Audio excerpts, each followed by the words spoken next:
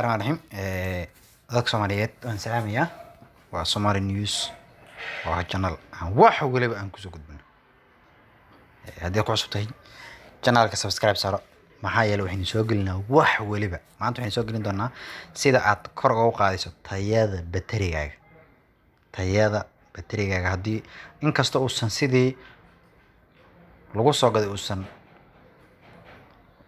noqon karin marka runta la isku sheego laakiin wuxuu ku noqon karaa hadduu la ku ron yahay baterigan uu daadana oo shalalab leh ayuu ka dhaafi doonaa oo wuxuu ku noqon doonaa bateri tayadiisa xoogaa sidii aad uu markaas ahay mid aad iyo aad uga fiican intaas ayaad qoraysaa xidig 4 gees eber 228 kadib waxaa leedahay 4 gees marka tirado 4 gees wuxuu ku soo saaray tayada baterigaaga iyo waxyaabaha inta badan laga rabo network iyo voltage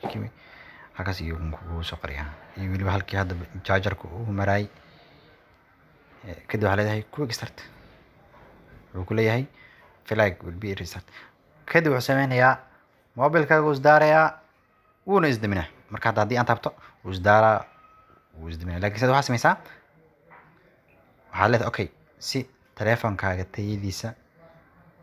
ay u noqoto mid tayo leh ama chargerkiisa si uu noqdo mid tayo leh waxaa leedahay okay uu isdaaraa wuuna soo daminaa